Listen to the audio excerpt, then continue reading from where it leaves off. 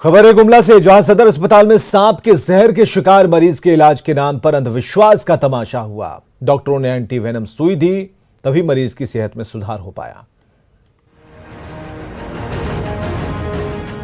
जहरीले सांप का शिकार ये मरीज अस्पताल के गेट पर बैठा है, पर डॉक्टर साहब की बजाय ये ओझा जरूर अंधविश्वास का खुला खेल खेल रहा है। कभी पत्तों के झुरमुट से ड्रामेबाजी कर रहा है, तो कभी जड़ी बूटी बनाने का तमाशा कर रहा है। ये नजारा है गुमला सदर अस्पताल के मेन गेट का, और इस मरीज का नाम है जोगेश्वर उराव, जिसे जहरीले सांप ने डस लिया तो परिजन उसे उठाकर अस्पताल तो ले गए, पर डॉक्टरों की बजाय ढोंगी ओझा से झाड़ फूंक कराने लगे, और उस ढोंग को देखने के लिए ग्रामीणों की भीड़ जुटने लगी। एक रिश्तेदार था ना, तो वो बोला कि चलो करवा के देखते हैं, अगर हो जाता है तो ठीक है और नहीं होता है तो हॉस्पिटल का दवाई तो चल रहा है। हम लोग तो हॉस्पिटल का दवा से ठीक होगा का के लाए हैं भैया, लेकिन झाड़ फूंक करवा रहे हैं। हाँ, लेकिन झाड़ फूंक थोड़ा करवा दिए। गुमला सदर अस्पताल में भर्ती मरीजों का चिकित्सक इलाज करने में जुटे रहे, तो उसी अस्पताल के बाहर अंधविश्वास का खुला खेल होता रहा, पर किसी ने भी इस तमाशे को रोकने की कोई कोशिश तक नहीं की। सांप का जहर उतारने के नाम पर कई घंटे तक ड्रामेबाजी चलती रही, पर जब इसका कोई असर नहीं हुआ तो परिजन उस मरीज को उठाकर वापस वार्ड ले गए, और डॉक्टरों ने एंटी वेनम की सुई दी, तभी मरीज की हालत में सुधार हुआ। झाड़ फूंक कोई इलाज नहीं है ना। जब हम सांप काटता है तो हमको एंटी स्नेक वेनम लगाना ही होता है ना। तो इसमें झाड़ फूंक का कोई रोल नहीं है। तो इस तमाशे से आप भी दूर रहिए, और जब ऐसे मुश्किल हालात आए, किसी काबिल चिकित्सक से ही इलाज कराइए, वरना झाड़ फूंक के चक्कर में थोड़ी भी देर हुई तो बेशकीमती जिंदगी बचानी मुश्किल हो जाएगी। रुपेश भगत, न्यूज़ 18 गुमला।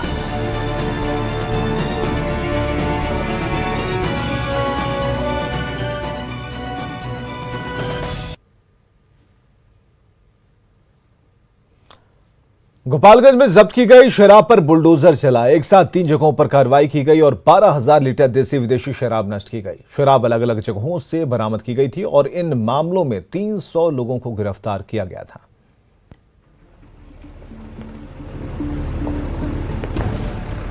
हजारों लीटर देसी और विदेशी शराब की बोतलें चकनाचूर हो रही हैं। शराब की बोतलों को बुलडोजर बेरहमी से रौंद रहा है। गोपालगंज में पुलिसिया कार्रवाई की ये तस्वीर सबूत है शराब तस्करों के खिलाफ की गई कार्रवाई का। शराब के खिलाफ गोपालगंज पुलिस का जो अभियान है वो हर स्तर पर चल रहा है। हम लोगों ने बहुत बड़ी मात्रा में शराब जब्त किए हैं और बहुत इसी माह लगता है कि 300 से ज्यादा लोगों की गिरफ्तारी भी हुई है। दरअसल गोपालगंज के अलग अलग थाना क्षेत्रों से हजारों लीटर देसी और विदेशी शराब जब्त किए गए थे। साथ ही 300 से ज्यादा शराब तस्करों को गिरफ्तार भी किया गया था। तस्करों के पास से कानूनी प्रक्रिया के तहत जब्त की गई शराब की बोतलों पर बुलडोजर चला दी गई और खाली बोतलों को गड्ढा खोदकर जमींदोज कर दिया गया। न्यूज़ 18 के लिए गोपालगंज से गोविंद कुमार की रिपोर्ट। बेतिया पुलिस ने मौर्यकालीन मूर्ति के साथ 5 तस्करों को गिरफ्तार किया। तस्कर नेपाल से मूर्ति लेकर आ रहे थे। पकड़े गए आरोपियों में 3 बिहार के जबकि 2 नेपाल के रहने वाले हैं। अंतर्राष्ट्रीय बाजार में मूर्ति की कीमत करोड़ों रुपए बताई जा रही है।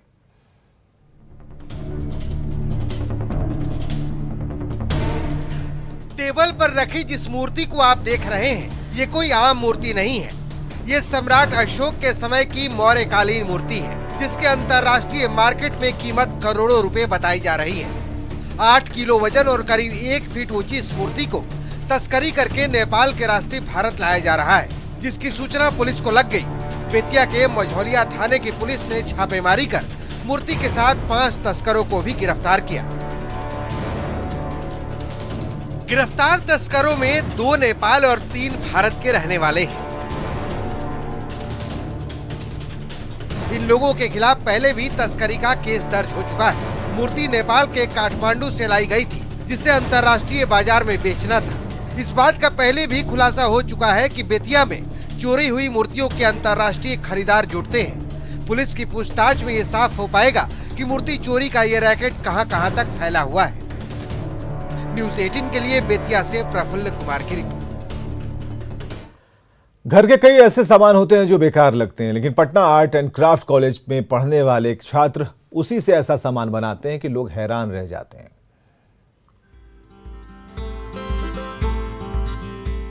आम लोग जिस सामान को बेकार समझकर घर के बाहर फेंक देते हैं, वही बेकार सामान राजधानी पटना के पार्कों और सड़कों की खूबसूरती को बढ़ा रहे हैं। राजधानी पटना स्थित आर्ट एंड क्राफ्ट कॉलेज में पढ़ने वाले छात्र रोशन कुमार अपने हुनर से कबाड़ बन चुके वस्तुओं को नया रूप देते हैं, जिससे कबाड़ बने सामानों को नया आकार तो मिलता ही है, साथ ही साथ उन्हें अपने हुनर का उचित दाम भी मिल रहा है। रोशन की इस कला से सिर्फ सजावटी कलाकृतियां ही नहीं बन रही, बल्कि जगह जगह फैले कूड़े कचरे का सफाया भी हो रहा है।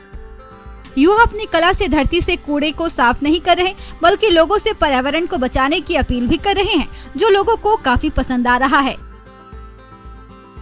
स्थानीय लोग युवा कलाकार के इस हुनर की जमकर तारीफ कर रहे हैं और उसकी ओर से बनाए गए वस्तुओं की खरीद भी कर रहे हैं, जिससे युवा कलाकार को प्रोत्साहन तो मिल ही रहा है, साथ ही साथ अच्छी कमाई भी हो रही है।